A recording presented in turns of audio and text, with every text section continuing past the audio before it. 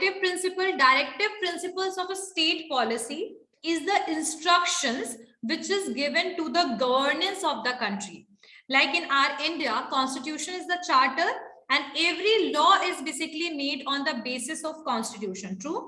तो directive principles क्या बताता है कि आपको एक तरीके से इंस्ट्रक्शन देता है कि एक गवर्नमेंट को कैसे काम करना है ना।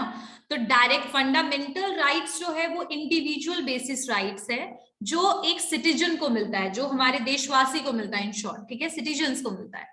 लेकिन जो डायरेक्टिव प्रिंसिपल्स हैं वो पहली चीज, इसको कहां से लिया गया है, कहां से इसको लिया गया है, स्पेनिश कॉन्स्टिट्यूशन से। कहां से इसको डिराइव किया गया है, स्पेनिश से।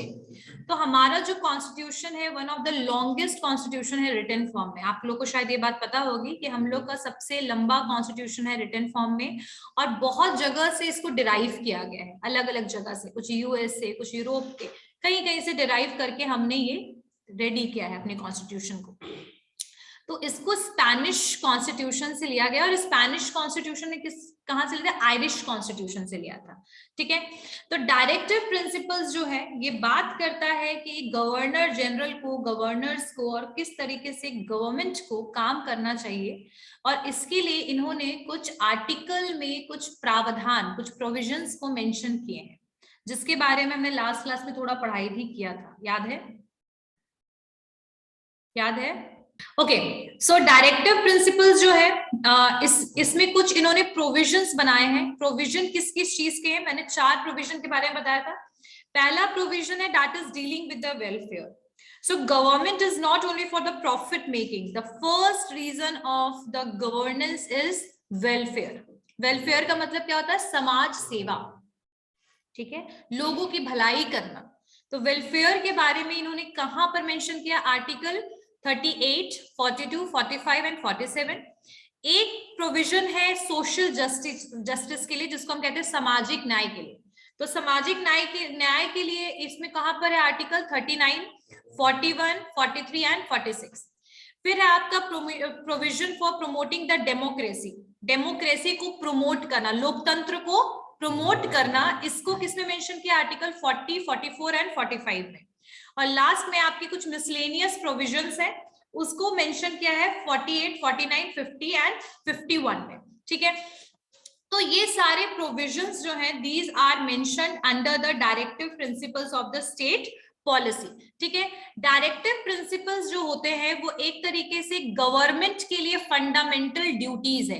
जैसे हमारे लिए फंडामेंटल राइट्स है, वैसे उनके लिए फंडामेंटल ड्यूटीज है कि उनको ये सारे के सारे आर्टिकल को फॉलो करना है at the time of the governance. यानी कि जब आप देश में राज कर रहे हैं तो ऐसी सिचुएशन में आपको इन सारे के सारे प्रिंसिपल्स को फॉलो करना है, ठीक है, सिद्धांतों को फॉलो करना है, ठीक है। तो सबसे पहला जो आर्टिकल 38(1) है, ठीक है, सब क्लॉज 1 है एक और, ठीक है, 38 सब क्लॉज 1 देखिएगा, सब क्लॉज 1 है, वो क्या बोलता है, ठीक है। तो वो कहता है, ये इसने स्टेट को बोला है, it lays down that the state, ये बताता है कि जो भी स्टेट है shall promote the welfare of the people, हमें समाज के लिए, समाज कल्याण के लिए, लोगों के कल्याण के लिए काम करना है। साथ साथ में कल्याण करने का तरीका ये नहीं होना चाहिए कि आप करप्शन कर रहे हैं, ऐसा कुछ भी नहीं होना चाहिए। आपको सोशल ऑर्डर, ठीक है, और जस्टिस को भी मेंटेन करना है, ठीक है। सोशल, इकोनॉमिकल, पॉलिटिकल जो भी इंस्टीट्यूशंस हैं, नेशनल लाइफ, हर चीज के बारे में यहाँ पर 2 चीजों को लिया गया है, वेलफेयर और जस्टिस को इस सेक्शन में लिया गया है कि हमें समाज के कल्याण के ऊपर काम करना है, ठीक है। एक और भी है आपका आर्टिकल जो 37 है, वो आपका इंडियन कॉन्स्टिट्यूशन जो एप्लीकेशन है डायरेक्टिव प्रिंसिपल का, वो उसमें मेंशन है। पता है क्या मेंशन है आपका, एक और आर्टिकल 37 जो है उसके बारे में नहीं लिखा हुआ है इन सारे प्रोविजंस में। 37 के अंदर में पता है क्या आ रहा है, डायरेक्टिव प्रिंसिपल्स के जो प्रिंसिपल्स है ना, वो यहाँ पर मेंशन है सेक्शन 37 में, ठीक है। Indian constitution state about the application of directive principle that is mention in section 37, लेकिन in your book that is not given, ठीक है। ध्यान से सुनिएगा। अब एक आर्टिकल 38 सब क्लॉज 2 है, क्लॉज 2, 38 सब क्लॉज 2, ठीक है। ये क्या बताता है, ये सुनिए। इट लेज डाउन दैट जो स्टेट है shall strive minimise the inequalities in income, यानी कि जो समाज में, सोसाइटी में आपकी इनकम की डिस्पैरिटीज है, डिस्पैरिटीज का मतलब होता है डिफरेंस, ठीक है, जो बहुत ज्यादा इनइक्वालिटी है उसको क्या करना है, मिनिमाइज करना है, कम करना है। और इसी मिनिमाइज करने के लिए आपने देखा होगा कि हमारे इंडिया में अगर हम गवर्नमेंट जॉब की बात करें तो वो पे स्केल चलता है, देखा है? पे स्केल समझते हो क्या होता है, कि आपको किस स्केल के हिसाब से कितना पैसा पे किया जाएगा। तो वहां पर इक्वालिटी है पेमेंट और सैलरी के लिए भी, अलग अलग डेजिग्नेशन के लिए अलग अलग सैलरी, जितने लोग सेम डेजिग्नेशन में, according to the experience that can be the change but the scale can be the same, ठीक है। सो स्टेट को ध्यान रखना है कि मिनिमाइज करे इनइक्वालिटीज को इनकम के लिए, ठीक है, एलिमिनेट करे इनइक्वालिटीज इन स्टेटस, यानी स्टेटस का मतलब क्लास, पैसे के हिसाब से स्टेटस जो आता है, इंक्रीज डिक्रीज जो होता है स्टेटस, उसकी इनइक्वालिटी को आप कम करें, ठीक है। साथ साथ में फैसिलिटीज और अपॉर्चुनिटीज सबको दें, जो भी फैसिलिटीज हो, जैसे रोड है, आपकी जो भी एडिशनल फैसिलिटीज है, लाइब्रेरी है, म्युनिसिपल पार्क्स है, इनकी फैसिलिटी सबको मिलनी चाहिए, ठीक है। जॉब की फैसिलिटी सबको मिलनी चाहिए इक्वली। तो ये चीज के बारे में आर्टिकल 38 सब क्लॉज 2 में गिवन है, दैट द स्टेट या द गवर्नमेंट हैव रिड्यूस और eliminate the inequalities of the income, inequalities of the income, inequalities को रिड्यूस करने के लिए। पहले वाले में क्या बात किया गया, सोशल वेलफेयर एंड जस्टिस के बारे में बात किया गया। नेक्स्ट है आपका आर्टिकल 39। आर्टिकल 39 ने किस चीज के ऊपर एम्फसाइज किया, किस चीज के ऊपर जोर डाला? तो आर्टिकल 39 कहता है, 39 आपका सोशल जस्टिस से रिलेटेड है, देखा है ना, 4 पोर्शन में डिवाइडेड है डायरेक्टिव प्रिंसिपल। देखते जाना कि कौन कौन सा कब कब आर्टिकल आ रहा है। तो आर्टिकल 39 एम्फसाइज करता है that the state shall direct its policy toward the securing adequate means of livelihood to all citizen, proper distribution of material resources of the community to the common good, the prevention of concentration of the wealth to common determinant। इसका मतलब क्या हुआ? सबसे पहला, एक minute, तो section 39 emphasise किस चीज के लिए कर रहा है कि हमें adequate means of livelihood, adequate means of livelihood to all citizen, यानी सब लोगों को क्या मिलना चाहिए, एडिक्वेट मींस मतलब सबके पास प्रॉपरली जीने के लिए बेसिक नीड्स वगैरह सबको सिक्योर करो, साथ साथ में प्रॉपर डिस्ट्रीब्यूशन करो मटेरियल रिसोर्स का, यानी जो भी रिसोर्सेज अवेलेबल है, water, natural resources, human resource, ये जितने भी रिसोर्सेज अवेलेबल हैं, मटेरियल रिसोर्स का मतलब यहाँ पर सामान से, गुड्स से है, तो जो भी मटेरियल रिसोर्सेज अवेलेबल है वो कम्युनिटी में प्रॉपरली उनको अवेलेबल कराओ, प्रॉपर डिस्ट्रीब्यूशन करो, ठीक है, प्रॉपर डिस्ट्रीब्यूशन करो। इस चीज को याद रखिएगा, कोई भी टाइप का आपके पास मटेरियल रिसोर्स है, जैसे मान लीजिए कि इलेक्ट्रिसिटी है, तो ऐसा नहीं है कि जो electricity, distribution of material resources, right.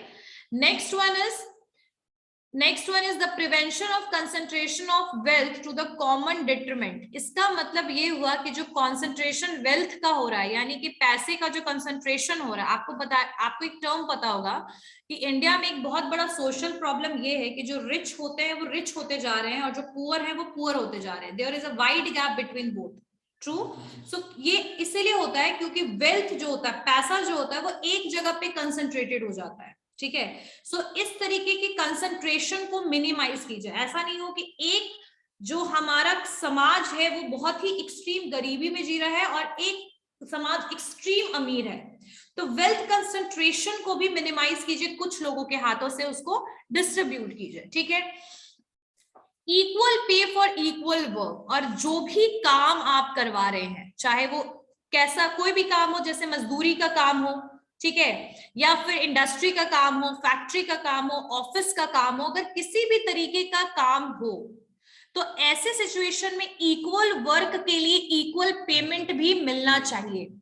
मान लो अगर 5 घंटे कोई पर्सन, कोई डेली वेजर अगर कोई काम कर रहा है, अगर वो मेन है and he is getting 700 and if there is a woman she is getting 500, so that is not right. Equal work, ठीक है, equal amount, equal payment. Clear हो गई बात, समझ में आया?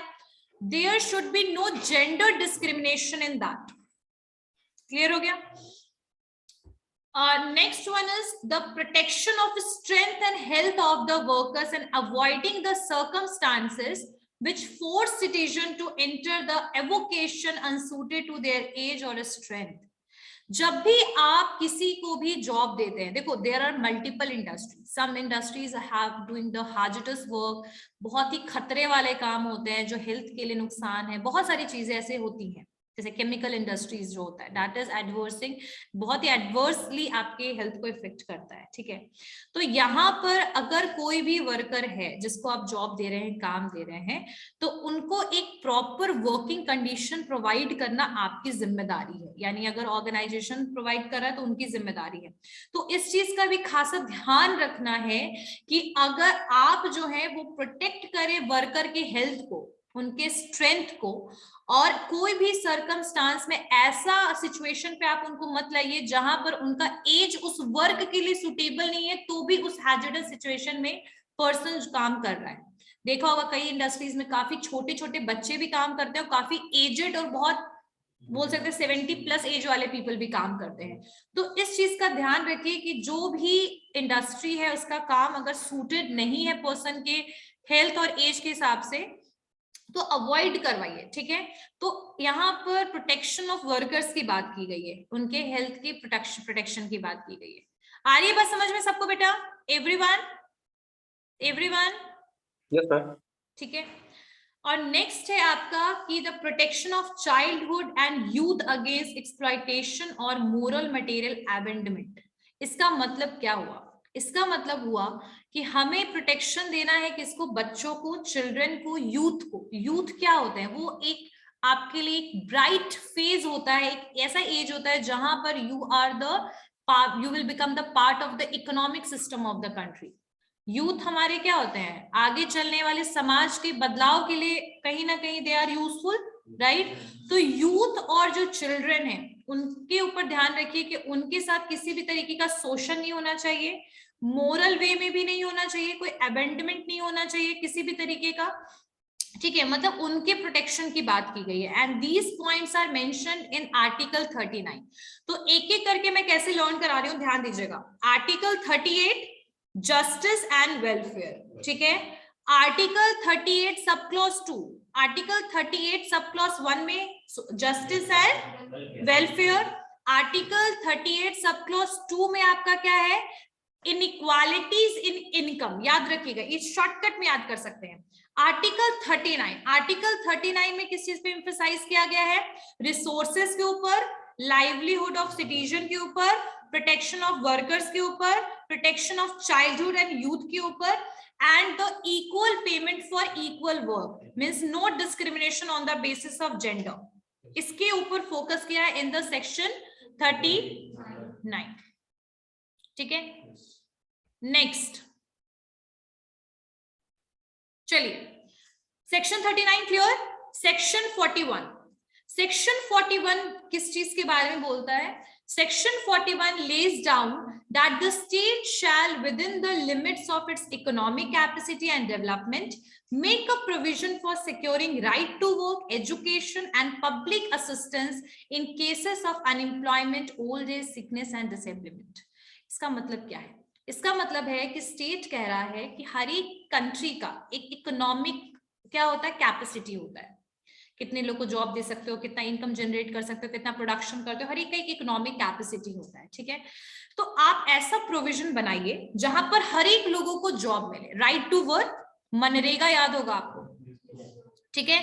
तो मनरेगा जो आया था that is comes under the right to work, ठीक है। तो हर एक लोगों को काम करने का राइट है, ये आप लेकर आइए, ठीक है, इसके थ्रू काम कराइए। Right to education, if the youth are educated then after that they are able to do job properly, ठीक है।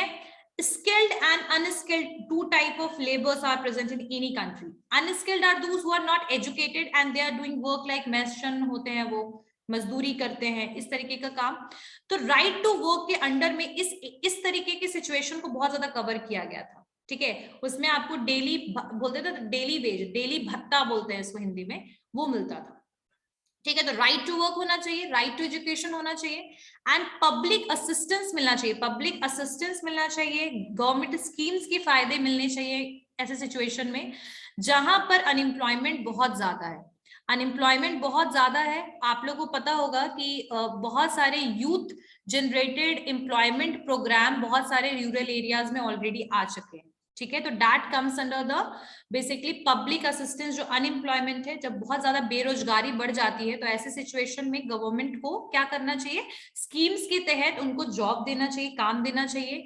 साथ साथ में ओल्ड एज को ध्यान रखते हुए देखा होगा आपने, पेंशन की भी सुविधा मिलती है। जो डिसेबल्ड होते हैं उनके लिए भी इंश्योरेंस की सुविधा, और आपके एम्प्लॉयमेंट इंश्योरेंस एक्ट के अंडर में आपके बहुत सारे प्रावधान है डिसेबलमेंट वाली कंडीशंस में। ठीक है, तो वहां पर भी आपको ऐसा सिचुएशन देना है कि बस हाँ आप पेमेंट कर पाए। तो ओल्ड एज, सिकनेस, ये सब चीजों को देखते हुए आप एक तो राइट टू वर्क वाला सिचुएशन, राइट टू एजुकेशन, और साथ साथ में आपको अनएम्प्लॉयमेंट के केस में बहुत ज्यादा एज है, जॉब नहीं कर सकता, उस केस में डिसेबल है, जॉब नहीं कर सकता, या फिर बहुत ज्यादा बीमार है, तो ऐसे सिचुएशन में हमें पब्लिक असिस्टेंस भी देना चाहिए। जैसे पेंशन की सुविधा स्टार्ट की गई है, ठीक है, REGP प्रोग्राम से स्टार्ट किया गया है। आप लोगों को ये भी पता होगा PMKVY भी आया था, प्रधानमंत्री कौशल विकास योजना, इसके तहत भी बहुत लोगों को जॉब मिला था, है ना। तो ये सारे पब्लिक असिस्टेंस भी किसको प्रोवाइड करना चाहिए, आपके लोगों को, पब्लिक को। क्लियर हो गई बात, समझ में आया। जो लोग जॉब नहीं कर सकते उनके लिए भी कोई प्रावधान या प्रोविजन होना चाहिए। जैसे ओल्ड एज वाले लोग जॉब नहीं कर सकते हैं, है ना, तो उनके लिए भी प्रावधान होना चाहिए। तो that is mention in section 41. Now the section 42, what it is saying, section 42 state that state shall make provision for securing just and humane condition of work and for the for maternity relief. ठीक है, तो यहाँ पर section 42 बोलता है कि हमें workers का भी ध्यान रखना चाहिए। ठीक है, साथ साथ में हमें एक ह्यूमेन कंडीशन मतलब यहाँ पर आपको बीइंग अ ह्यूमन आपको ट्रीट करना चाहिए दूसरे ह्यूमन को, है ना। ऐसा सिचुएशन नहीं होना चाहिए जहां पर you are exploiting the people. तो एक प्रॉपर हार्मोनियस कंडीशन लाइए, और मैटरनिटी लीव का भी आप प्रावधान प्रोवाइड कीजिए। There is a maternity leave अभी भी कितना है, बहुत सारी जगह पे 6 मंथ का इन the government job and 3 month in the private job. ठीक है, मैटरनिटी आपको बोल सकते हैं लीव भी प्रोवाइड करना चाहिए वर्कर्स को। क्लियर हो गई बात, समझ में आया। That is mention under the article 42। ठीक है, क्लियर। Next one is article 43। अब आर्टिकल 43 क्या बोलता है, that emphasise on an adequate और living wages in all sectors. ठीक है, economic activity the article enjoys that, एक मिनट, ठीक है। तो यहां पर क्या कंडीशन बोला गया है आर्टिकल 43 में, आर्टिकल 43 कहता है कि हमें प्रॉपरली लिविंग वेजेस मतलब इतना पैसा देना चाहिए। लिविंग वेजेस मतलब जिसके ऊपर पूरा आपका लाइफ डिपेंडेंट है। जैसे डेली वेजेस जो होते हैं उनके ऊपर उनका पूरा लाइफ उसी पे डिपेंडेंट होता है कि लाइक हर दिन कैसे वो कमाते हैं और उसी को फिर वो खर्चा करते हैं, मतलब जिंदगी जी रहे हैं एक तरीके से उसी पे, है ना। तो उनको एडिक्वेट लिविंग वेजेस प्रोवाइड कीजिए, मतलब जितना में उनका काम चल पाए, बहुत ही मिनिमम भी नहीं होना चाहिए, नॉर्मल वर्थ होना चाहिए, जितना वो काम करे उस हिसाब से उनको पेमेंट कीजिए। और साथ साथ में आप हेल्दी कंडीशन वर्क का भी देखिए। हेल्दी कंडीशन वर्क का यानी कि जहां पर वो काम करें उसके बारे में पहले भी हुआ है, सेक्शन 39 में बोला गया है, यहाँ भी स्पेशली बोला गया है इन सेक्शन 43 कि वो हेल्दी कंडीशन वर्कर्स जो हैं वो अगर हेल्दी नहीं होंगे तो ऑब्वियसली वो काम कर पाएंगे क्या, नहीं।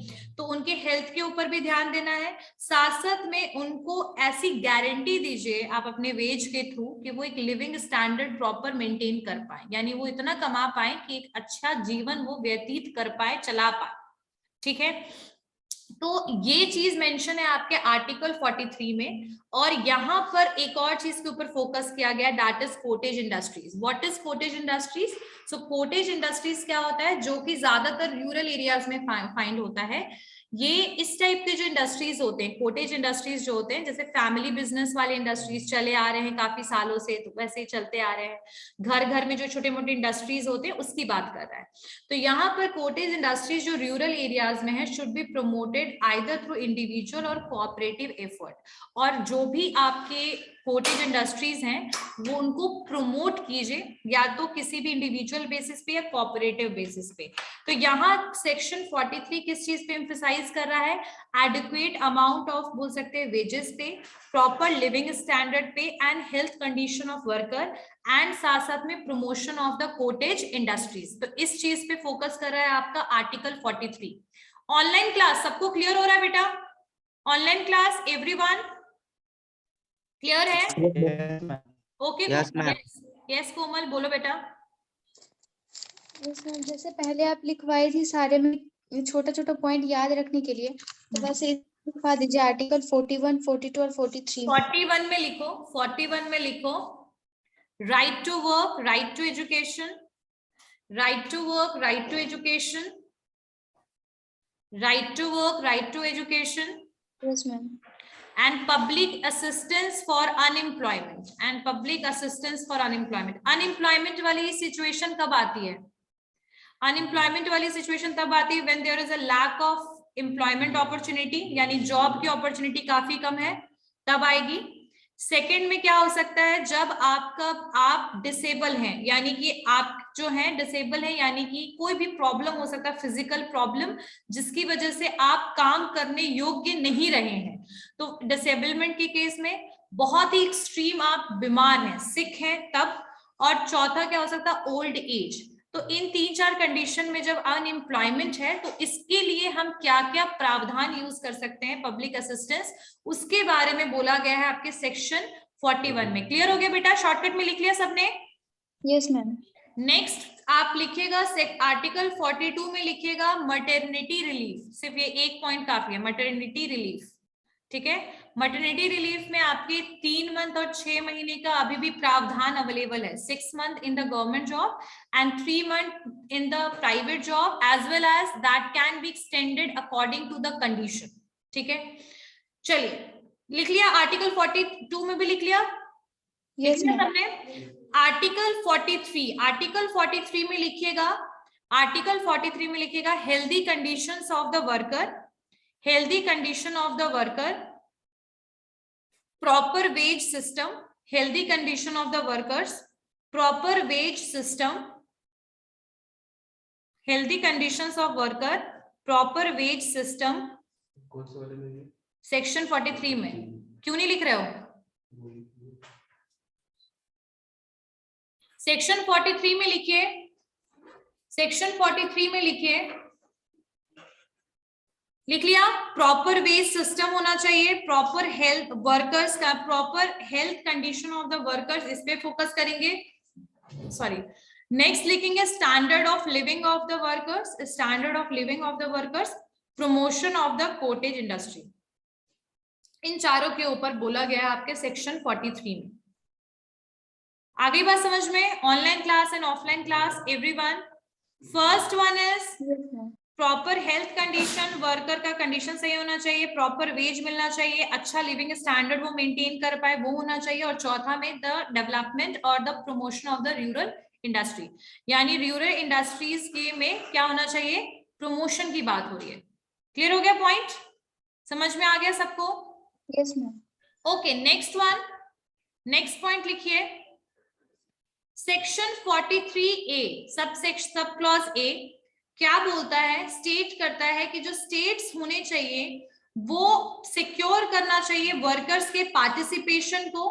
कहां पर पार्टिसिपेशन? अंडरटेकिंग्स में, यानी पब्लिक अंडरटेकिंग्स में, ऑर्गेनाइजेशन में, एस्टैब्लिशमेंट में, कहीं भी वो इंगेज हो इंडस्ट्री में, उनको सिक्योर करना उनके पार्टिसिपेशन का इन द मैनेजमेंट ऑफ अंडरटेकिंग, यानी कि वो प्रॉपरली क्या कर सके? पार्टिसिपेट कर पाए मैनेजमेंट सिस्टम। कोई भी एस्टैब्लिशमेंट, मतलब फैक्ट्री की बात हो रही, एस्टैब्लिशमेंट फैक्ट्री को यहाँ कह रहे हैं, कोई भी अंडरटेकिंग, कोई भी ऑर्गेनाइजेशन में, ठीक है?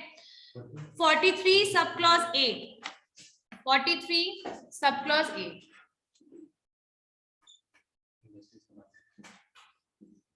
इंडस्ट्रीज की बात नहीं हो रही, बात अभी भी वर्कर्स की ही हो रही है, ठीक है?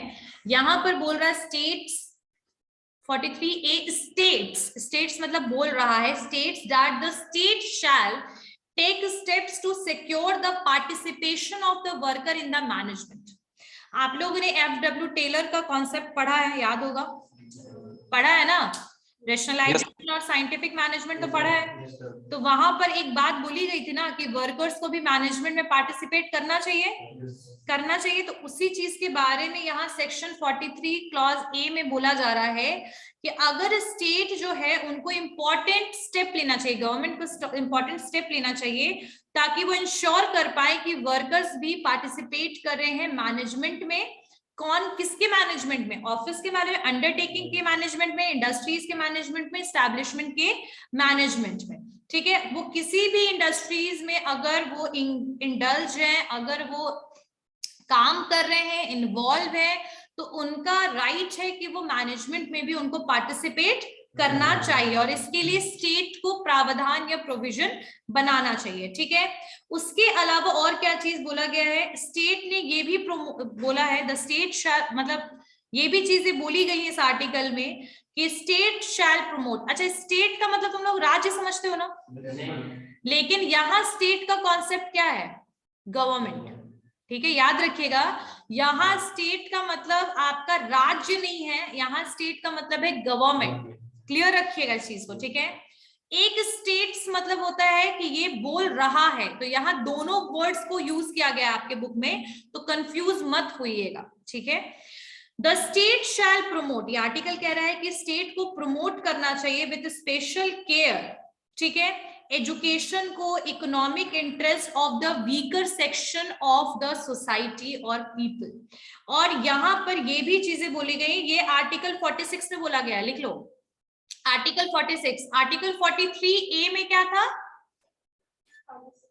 Participation of the workers in the management, either they are working in the undertakings, establishment, organization, or in any of the industries or business, the worker have to participate in the management. That is in the article 43 subclause A. Now I am saying that in section 46 what is mentioned? In section 46 they mentioned that state को promote करना चाहिए, special care दिखाना चाहिए और promote क्या करना चाहिए? Educational और इकोनॉमिक इंटरेस्ट उन वीकर सेक्शन का जो सोसाइटी में है, जैसे कि हमारा शेड्यूल्ड कास्ट हो गया, शेड्यूल्ड ट्राइब हो गया, इनको हमें प्रोटेक्ट करना चाहिए हर तरीके के सोशल इनजस्टिस से, यानी सामाजिक अन्याय से इनको दूर रखना है, इनको प्रोटेक्ट करना है, इनको एजुकेशन की भी सुविधा देना है, इनके सोशल इंटरेस्ट, इकोनॉमिक इंटरेस्ट को भी प्रोटेक्ट करना है। ठीक है, स्पेशल केयर भी दिखाना है। अब यहाँ क्वेश्चन आता है सी, इसमें आपके ओबीसी, आपके एससी और एसटीज आती हैं और विमेन को भी वीकर सेक्शन में रखा गया था। ठीक है, तो इनके लिए प्रावधान और प्रोविजन बनाया गया, लेकिन चूंकि यहाँ सिर्फ scheduled caste and scheduled tribe की बात की जा रही है तो हम सिर्फ वही समझेंगे। ठीक है, तो उनको भी स्पेशल केयर और प्रोटेक्ट करना, उनको भी एजुकेशन की फैसिलिटी मिलनी चाहिए, इसके बारे में बात की गई है। क्लियर हो गया? सबको समझ में आ गया एवरीवन? चलिए, next one is article 48 sub clause A. Article 48 sub clause A. ठीक है, अब यहां पर किस चीज की बात की गई है? Article 48 sub clause A. Article 48 sub clause A ये किस चीज के बारे में बोलता है? तो ये इस आर्टिकल में ये चीज बोला गया है कि स्टेट को endeavor to protect the improve, हमें एनवायरमेंट को प्रोटेक्ट करना है, जंगलों को बचाना है, safeguard the forest and wildlife of the country, यानी कि कंट्री का हमें वाइल्ड लाइफ, ठीक है, अरे बस समझ में, फॉरेस्ट एरियाज को, नेचुरल रिसोर्सेज को, एनवायरमेंट को प्रोटेक्ट करना है। सो that is mention under section 48 sub clause A. ठीक है, तो ये सारे के सारी चीजें आपके डायरेक्टिव प्रिंसिपल्स में गिवन है आपके बुक के अकॉर्डिंग। जो भी सेक्शन बचे हुए हैं उस सेक्शन को हम लोग करेंगे। इन शॉर्ट डायरेक्टिव प्रिंसिपल ने जो बातें की हैं उससे हमें क्या पता लगा है? तो they are talking about the adequate means of livelihood, everyone will get basic needs, basic need fulfil होना चाहिए उनका। इक्वल पे मिलना चाहिए इक्वल जॉब के लिए। ये सिर्फ सेक्शन की बात नहीं कर रही मैं, एक नॉर्मल टर्म में बता रही हूँ कि डायरेक्टिव प्रिंसिपल क्या बता रहा है, फीचर क्या है, ठीक है। साथ साथ में प्रॉपर डिस्ट्रीब्यूशन होना चाहिए रिसोर्सेस का कंट्री में, प्रोटेक्शन होना चाहिए चाइल्ड का, यूथ का, ठीक है। जॉब अपॉर्चुनिटीज मिलना चाहिए, राइट टू वर्क होना चाहिए, प्रॉपर लिविंग स्टैंडर्ड होना चाहिए, फॉरेस्ट को प्रोटेक्ट करना है, ट्राइबल एंड शेड्यूल्ड कास्ट के लिए स्पेशल प्रोविजंस बनना चाहिए डेवलपमेंट के लिए। साथ साथ में हमें मैनेजमेंट में वर्कर्स को पार्टिसिपेट करना चाहिए, वर्कर के कंडीशन बेटर होना चाहिए, ह्यूमेन कंडीशन ऑफ वर्क होना चाहिए जहां पर आपको एडिशनल बेनिफिट्स मिले वर्कर्स को, ठीक है। पब्लिक असिस्टेंस मिलना चाहिए जहां पर आपके पास अनएम्प्लॉयमेंट है, वहां पर गवर्नमेंट को भी पब्लिक का साथ देना चाहिए, उनके लिए अपॉर्चुनिटीज क्रिएट करना चाहिए, ठीक है। उसके अलावा आपका जो भी और भी बहुत सारी चीजें लिखी गई हैं यहाँ पर, जैसे provision of intoxicating drinks and drugs वगैरह, इन सब के बारे में भी लिखा गया है। खैर जो बचे हुए आपके आर्टिकल्स हैं उनको हम लोग नेक्स्ट क्लास में कवर करेंगे, बहुत सारे भी आर्टिकल हैं जो बचे हुए हैं, उसको करने के बाद ये शॉर्टकट में जितने भी पॉइंट्स हैं इसको क्लियर कर दूंगी, ठीक है। कुछ ऐसे पॉइंट्स हैं जो हम लोगों ने डिस्कस पहले नहीं किया है, तो उसके बारे में आर्टिकल के बाद डिस्कस करेंगे। Clear? Anyone have any doubt whatever section we discussed, जो भी सेक्शन हमने आर्टिकल डिस्कस किया, किसी को कोई डाउट है या समझ नहीं आया हो किसी भी बच्चे को?